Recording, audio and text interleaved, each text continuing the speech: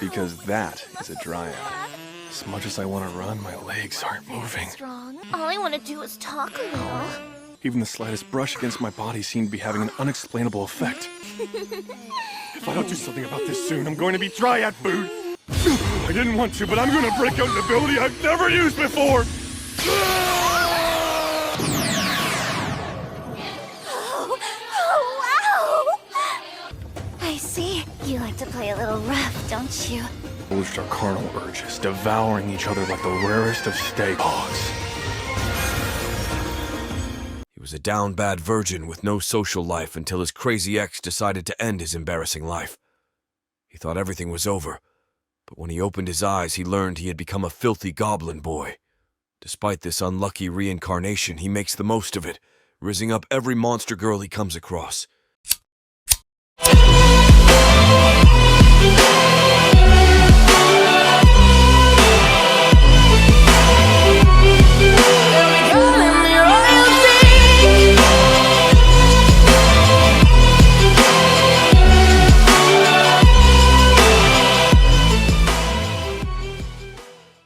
The story begins with a fragile and weak man being stabbed to death by his crazy ex. She tells our protagonist, Tomoku, that she has waited for this day. He then dies, ending this life on Earth and starting a new adventure. When he wakes up, he sees a senile, old, filthy goblin man looking over him. He calls the baby before him Goboru, giving him a new name for his new life. When Goboru looks around, he realizes he is a low-level goblin, making him wonder what happened. He doesn't know much, but what he can conclude is that he is a goblin. By day 3 on this new world, he has already grown up to be the size of a teenager. He tells himself, even if he is a goblin, he will still use this new life to the fullest. On day 4, he is given his last bit of grub from the senile old man, informing him from this day forward he will be hunting on his own. Although he has never ventured out of the cave before today, he decides to take a peek of the outside world. Upon doing so, he finds large trees and a blue sky, accompanied by a single sun in the sky. With tons of animals and plants that he doesn't recognize, Goboru confirms that this is a new world. Following behind him is another goblin named Gobkichi, who happens to be Goboru's brother. He teamed up with his brother to venture out into the woods to hopefully find his own food. By using his brother to chase a rabbit and himself to strike it, they easily earn their first meal. His brother then tries to eat it himself, but Goboru shows him he is the boss, slapping him around. Now, with his brother out cold, he inspects the rabbit and finds its horn is a rare item. After he butchers the rabbit, they eat its meat raw. This cycle repeats for the next couple of days until they can easily take down enough rabbits to satisfy themselves. By doing this, Goboru ends up learning the skill escape, causing him to reveal his rare skill he acquired when spawning into this world. Absorption. The ability to absorb anything he eats and gain the traits of it in the process. Sadly, this was the only skill he got, so he needs to fight his way up to the top. Goboru doesn't see this as much of a problem, however, there being tons of strong monsters within this world. On day 6, one of the female goblins comes to flirt with Goboru, introducing herself as Gobmi. She is stunned by Goboru's ability to be able to defeat rabbits with ease, explaining someone died yesterday trying to kill a rabbit. After seeing her enthusiasm, he invites her to accompany them on their hunt, but it is postponed because it ends up raining. Instead of sitting around, Goboru decides to try and make a new weapon during his free time. He looks around the storage room and eventually finds a long blade that he can use to make a sword. On top of this, within the storage were various naked female humans. As a goblin himself, he didn't feel any empathy for them, so he ended up leaving them alone. Before we continue, let's take a moment to answer the question of the day. When did you first start watching anime? Comment down below for a chance to be shouted out in the next video. Now, back to the recap. While working on his new sword, the senile filthy goblin approaches him, revealing he isn't a filthy goblin, but rather Gobji. Gobji raised up Goboru and gave him his name, earning him the spot as the elder in their clan. He tells Goboru that he leveled up quite a bit, allowing Goboru to finally see his level. He learns that he is currently level 86, also learning that if he reaches level 100, he will evolve into a stronger goblin. The elder explains that he was never able to level up despite living for around 20 years. The next day comes, and Goboru moves on to fighting stronger monsters, bringing Gobmi along with them. After they kill these monsters, they all eat it together, giving Goboru the new skills in the process. With tons of new skills, He thinks he can definitely take down some stronger monsters now. Despite being a goblin, Goboru declares that he will make use of his skill and become stronger than any other. On his 10th day in this world, he tries to take down some Abti monsters, but with their numbers, it proves difficult. This causes Goboru to utilize the new skills he acquired, eventually defeating all of them. Like usual, when he takes down these monsters, he ends up acquiring their skills, making him stronger in the process. When day 12 arrives, there is a blood moon, causing some of the goblins to retaliate against Goboru. With him eating good every day, they try to take him down and steal his food, but they end up getting beat to a pulp. One of the goblins in particular dies, causing the others to think twice about fighting Goboru. Gobmi, on the other hand, doesn't take this advancement on him lightly, strangling one of the goblins. The following day, Goboru finally decides to take on a real opponent, facing off against an orc. Like usual, by utilizing his skills, he is able to defeat it, giving him even better tasting food. After he acquires the new skills and finishes eating, he decides to present some food to the other goblins. At first, they are hesitant to eat it, getting beat up before for trying to steal his food, but they eventually dig in. With it tasting better than anything they've had before, the meat soon gets eaten up. That night, Goboru goes to sleep thinking nothing is abrupt, but he ends up getting a screen asking if he will evolve. Because he was tired from sleeping that night, he clicked yes without thinking much of it. When he woke up, however, he found himself butt naked in a new form. He grabs his spear to inspect himself and is stunned to see his new appearance. He isn't the only one who evolved, however, with Gobkichi gaining a new appearance as well. Gomi, on the other hand, is still her small, fragile self, looking smaller than ever before. Gobji, on the other hand, is satisfied with their progression, telling him he has never seen a goblin evolve in such a short amount of time. With their new advancements, Gobkichi finally grows some balls, asking Goboru if he will fight him to test his new skills.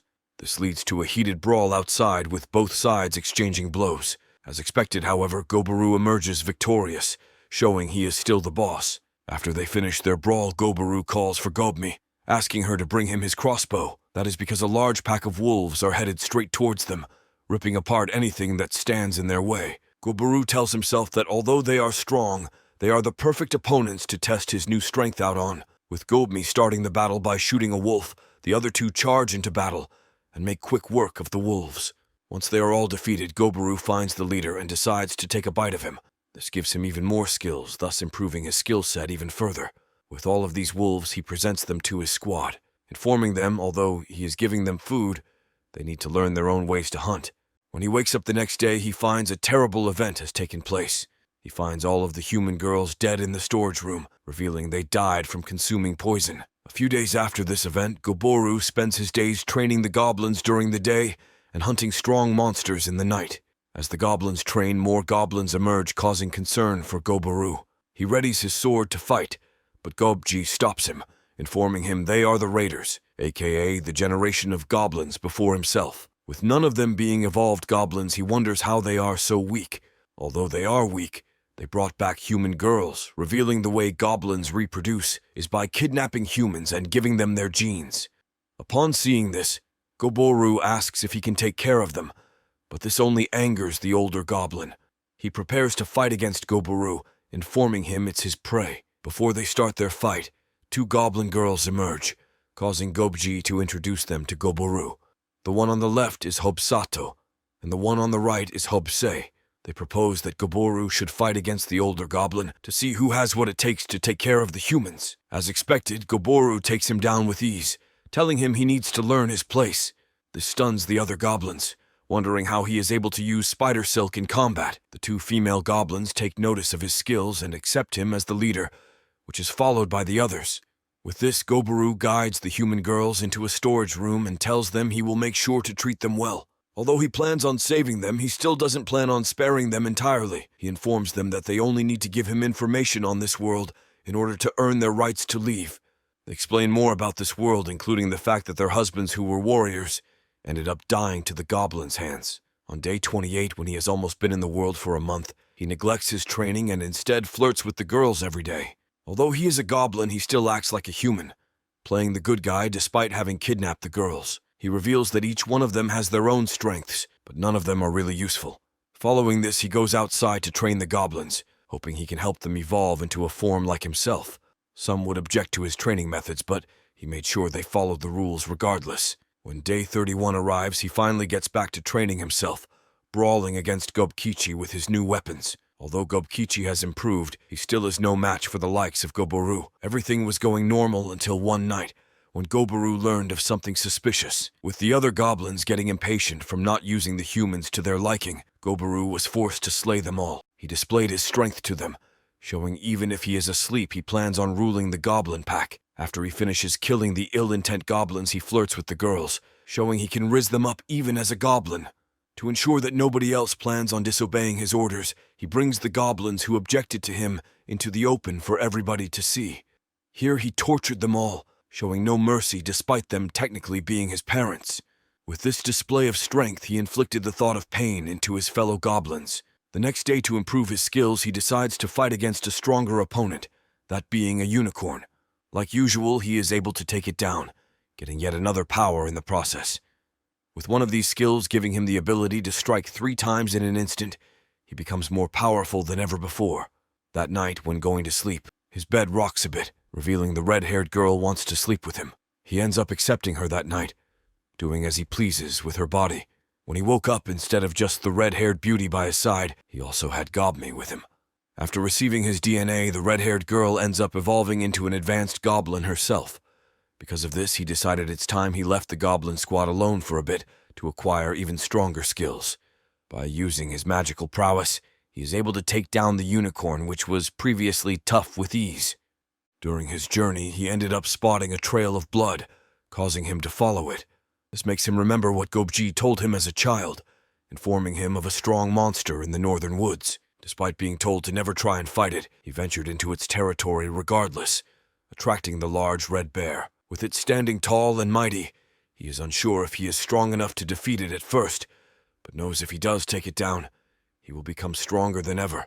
His mind tells him to run, while his instincts crave for the skills the bear may have. Because of this craving, he fights the bear, leaving the others to wonder where he is. Gobmi looks around, but after investigating, she learns he has been nowhere to be seen within the village all day. This raises concerns among them, unknowing that Goboru is currently in battle. Meanwhile, Goboru ends up taking an arm off the bear, but still struggles to deliver a fatal blow. The battle goes on for a while until Goboru steps his game up, striking the bear in the head. He thinks this will be enough, but its hard skull protects it from the attack, forcing him to try another means of attack. He encases it in a spider's web, but this proves to be useless as well, bear burning it with his fire magic.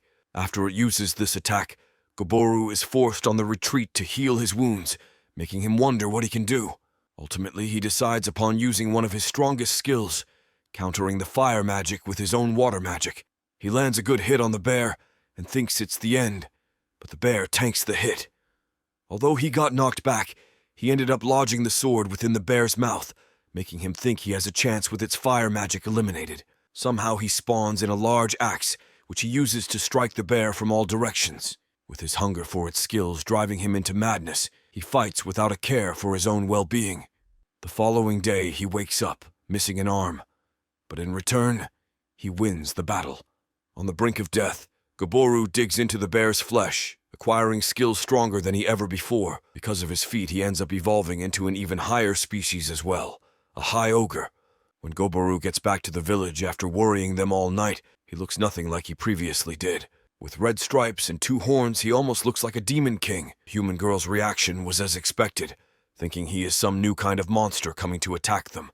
To start his chat with the humans, he presents the axe he used in battle, asking one of them to repair it. Following this, the 2 hot blonde girls ask Goboru for some extra help, informing him their task is hard with just then 2. Goboru wonders why kidnapped girls are so resilient in their duties. He doesn't realize this yet, but all of the girls have their eyes set on him, working their hardest only to please him. He then goes to chat with the weird nerdy girl who presents a poison to Goboru. She tells him that she made it for protection, but has no ill intent on using it to poison him or the others. Instead, she is stunned by his feats, complimenting his new appearance in the process. After he finishes flirting with her, the other 2 girls' gaze ends up impaling him, causing his mental state to erupt. A few days after this, when he tries to do his usual sparring against his friends, they end up getting defeated with ease. Because of this, he ends up having to heal their wounds, showing he is still his usual self. Gobkichi in particular feels pathetic for falling behind Goboru so much, having hunted with him his whole life. Following this, Goboru goes to make some new clothes where he is accompanied by yet another female. As he flirts with her, he eventually reveals that she has stolen his book. With his increase in strength, he actually had a fun day, but this would soon end. The very next day, Hosebi confronts him bringing a small girl, asking Goboru to heal her. Goboru tries his best, but is unable to do much, so he brings her to the alchemist. This heals her, and once she wakes up, she introduces herself as Returner. She tells Goboru that recently she was attacked by humans, hoping to steal the gem off of her head. This makes Goboru realize she is a liability rather than a help, so he wonders if he should keep her around. His decision is soon decided, however, when Returner starts begging Goboru to keep her safe. He explains that although it's nice to help her, his real goal is a treasure hidden deep within a dungeon that needs her help to acquire. Because of this, he decides to keep her around and call the strongest goblins in hopes of looting the treasury. Before he heads out, he makes sure to get the best weapons imaginable, explaining to the others he will keep them safe. Later that day, he finally ends up heading out, hoping to negotiate with any adventurers he may find. With the first group of adventurers treating him like a random mob, they are stunned to see him easily deflect their attacks. Goboru explains to them that he isn't in the business of murder, so he will give them a chance to leave before he gets angry. Despite his kind words, the adventurers still charge at him, trying everything in their power to take him down. With their puny attacks, however, they stand no chance against Goboru, allowing him to easily evade any attack. That is until one of the mages sends in their strongest attack, thus angering Goboru. Filled with rage, he tells them his patience has run out, so he calls upon his servants to smack them around. He follows this by stripping them down to the bone and taking a bite of each of them to acquire their skills. On top of this, he takes a bite of their items to acquire the skills that come with it. Following this, he heads to the treasury where he finds the owner of the area, sitting atop a throne. Returner explains that although he looks like a corpse, he is able to speak with her through spiritual communication. She then tells Goboru that because he is looting her vault, she will also lose her power, so she vanishes into thin air, leaving only the gem behind. Without hesitation, Goboru eats her stone, acquiring the skills she has in the process. After this happens, he loots the treasury clean, leaving not a single ounce of gold behind. He also decides to burn away the old wizard, but upon doing so, he acquired a new piece of armor. Once he puts it on, it stabs him all over and gives him a new set of skills, allowing him to rotate his arm in any way imaginable. He then heads back to his home base and decides to throw a party in celebration of their great feats. The next couple days, he spends his time making items to give to each of the goblins by using the loot he acquired from the treasury. He himself managed to acquire a legendary great spear, it being the second highest rank weapon imaginable. Now that he has all of these weapons, he wonders if it's about time they start spreading their wings outside of the village. To do this first, he needs to find a good spot to set up camp. During this journey, he decides to take down any monster he finds along the way, acquiring their skills in the process. During his journey, he stumbled upon a dryad forest containing various beautiful women. Although they have the best looks, they have ill intentions, forcing Goboru to proceed with caution. To start, he allows one of them to feel up to him, hoping he can enjoy them to the fullest before getting down to business. He reveals that in his past life, he was a hopeless virgin, so it's difficult for even someone as strong as him to resist. Eventually, he falls into temptation and uses his ultimate skill to get a power longer than anything else in this world. He ended up smashing the dryad and acquiring a new skill in the process. Once he finishes things up with her, he leaves, hoping to one day come back to satisfy himself again. This leads to him fighting various new monsters on his journey, until he eventually heads back home with more goblins to train. When he got back, however, it seemed like the females knew what he did, showing their discomfort. With him being unsure of what to do, he decides to go talk with the only other weirdo in the group, the nerdy girl. She finally spells it out to him, telling him they are jealous after seeing the hickeys all over his neck. She tells him that she also feels the same way, moving in to give Goboru a kiss. Once he recognizes her feelings, he decides to also indulge in her nerdy beauty, but is stopped before he can do anything. Gobmi sees him and goes to tell him he can't do anything with her without including her. Following this, all of the other girls emerge, telling Goboru they also want to become one with him. When Goboru wakes up after doing all this, he senses a group of enemies steadily approaching his village. As the beast of the group, he walks outside to greet them, where he finds a group of prideful elves, taking pity on Goboru's group. After some explaining, Goboru sums it up as the elves asking for his group's help in exchange for some money. With humans advancing on their territory, they are in need of help, expecting the goblins to be sacrifices for them to launch ranged attacks. Upon hearing this, Goboru tells them he has no intentions of helping them, explaining he doesn't care at all about their clan. He tells them that if humans are entering the forest, then he will die with them himself, not needing the elves' help. He tells them that this is his forest, not theirs, showing who the boss here is. With this, they all run away with their legs tucked, giving Goboru the peace he desires. A few days pass since this, and Goboru spends his time purifying slimes to acquire their abilities. One of these abilities in particular is creating a replication of himself in the form of a blood body. This gives him the idea to sneak a peek on the girls, dressing them up in fancy clothes first. After he does this, he sends his replica to watch over the forest, where he learns the elves have returned. Like last time, however, he scared them away, not giving them a single chance to reason with Goboru. Once he inflicts fear into them, he captures them and brings them into his cave. Here he asks what their deal is for bugging him all the time. They tell him they need help, but Goboru has no intentions of doing such, telling them if they want to survive, then they need to work for him. On top of this, he makes sure to take a bite of each of them, acquiring their skills in the process. Now with them trained up a little bit, he tells the female ones they will be his slaves, causing the elder to get excited. He starts throwing it back until Goboru gets angry and tells the senile old man that he can't just do as he pleases. The elder then begins begging Goboru to give him some action, explaining he has been holding back for too long. Upon hearing this, Goboru decides to let him treat himself to the elven girls a little bit. The next day, Gobkichi does his usual training until he also evolves into the higher form. With a new appearance scarier than any before, Goboru applauds his efforts. Instead of becoming a high ogre like Goboru, he ended up becoming a special variant. With skin being blessed by the demigod of flame and muscles blessed by the god of war, he is incredibly strong. Because of this power-up, he asks Goboru if he wants to spar with him yet again to test his skills. They then head outside to begin their fight, where Gobkichi is actually able to withstand an attack. With that being said, he still doesn't measure up to Goboru's strength. That night, after a hard battle against him, he goes to rest, but is stopped when a strange man approaches him. He hands Goboru an item he has never seen before, making him wonder what it was. Following this, he is guided by one of the chicks he banged, Gob, explaining he needs to see something. She shows him a group of various goblins, informing him they have all learned powerful magic. When Goboru goes to talk with them, the goblins explain they are actually his brothers, being born on the same day as him. On top of this, Hobsei, the strongest mage of the group, has also leveled up. Although her appearance hasn't changed much, she has turned into a species called a half-lord, with markings on her body similar to Goboru.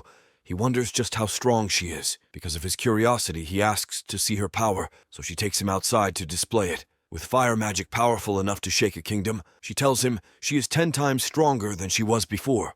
Goboru knows that although she is strong, she can still become stronger, her only being a half-lord currently. Goboru wonders why everyone is leveling up so fast, but eventually realizes it's because of his harsh training. With him forcing all of the goblins to train their hardest, some of them end up rebelling against him. He learns of this when heading home from a day out hunting to find a group of low-level goblins telling him they can't do his training anymore. They tell him they have been trying to get stronger but haven't seen any progress, so they have to leave to regain their pride. Surprisingly, Goboru doesn't care at all, urging them to stay safe out there. As a parting gift, he gives them a powerful knife along with a drop of his blood. A few days after this, when he was out exploring the woods, he finds an orc carrying a human to his base. Goboru decided to intrude on this, taking the orc down and capturing the human. After these events, he heads back home to flirt with the nerd girl who presents him with some booze to party with. The next day, he explains the situation, informing the goblins that the previous generation all left the village. Although this happened, none of them seem to care, showing they only care about helping Goboru. Days go by, and eventually Goboru creates a communication device by planting a drop of his blood into an earpiece. This made it easier for them to discuss plans and make moves on monsters, making it much easier to subdue them. On day 58 of his life in the New World, Goboru decides to use one of his monster tamer skills to acquire some pets. He uses the wolves as dogs and other animals as mounts. He gets new visitors, so he allows them to train alongside him and the humans. The red-haired girl in particular shows her strength by taking down 3 kobolds on her own.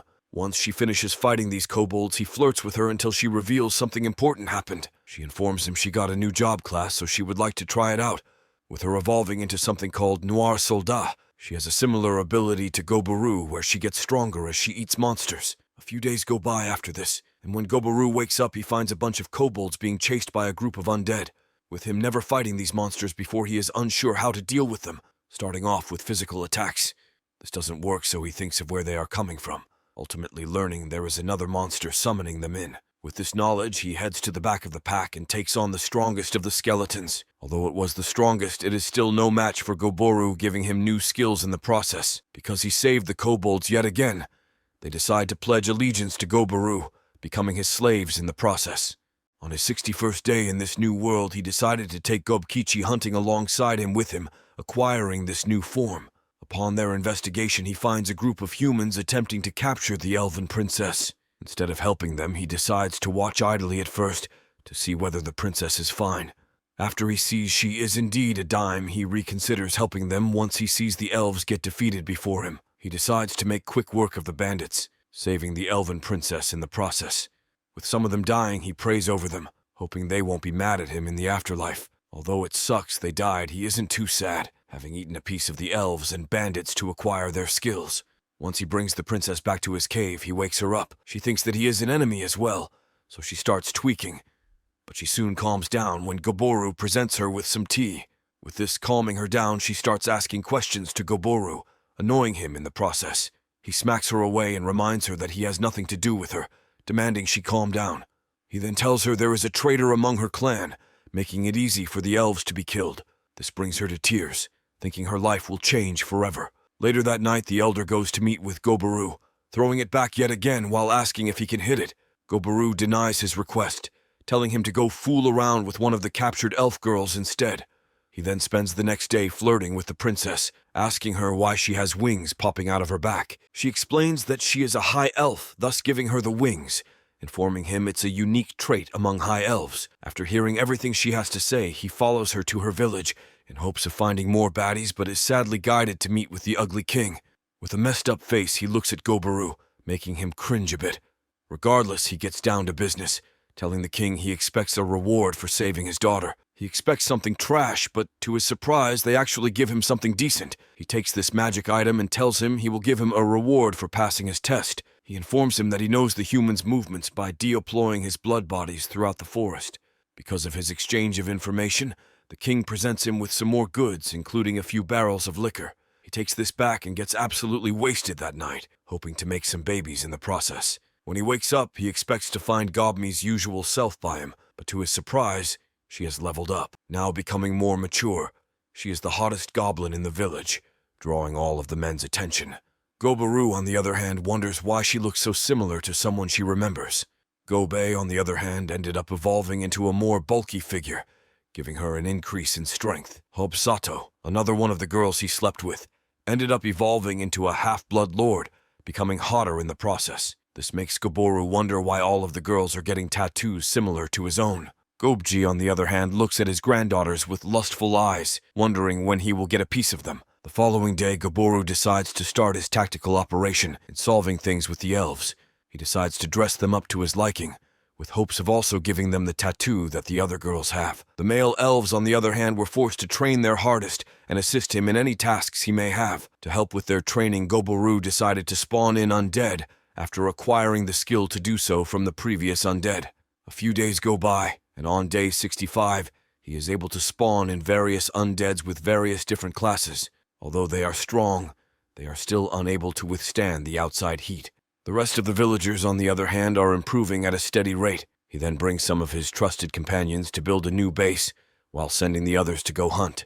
With everyone doing their own job and contributing to the village in their own ways, things are really looking on the good side for Goboru. One night after fighting a monster, he ends up acquiring an axe that is stronger than his previous one. He then decides to reward the girl who made him this item to show his gratitude. Gobkichi, on the other hand, has a lot on his mind, telling Goboru he is in love with one of his side chicks. He tells Goboru that ever since she evolved, he has had a hard time resisting his urges, so he wants Goboru's help.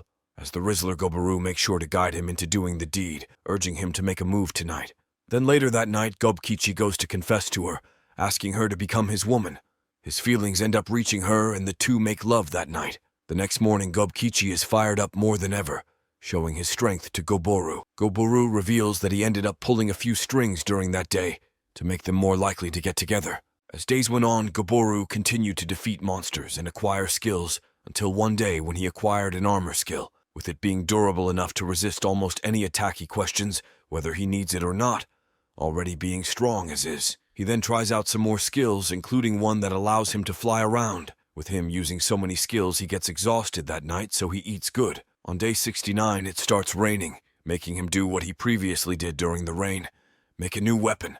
While this weapon is being made, he decides to fight against the red-haired girl, knowing it will take time to make a new sword. Then once he finishes things up with her, he gets to work on helping the smith girl to make a new weapon. The blonde chicks, on the other hand, continue being good housewives, cooking Goboru meals every night.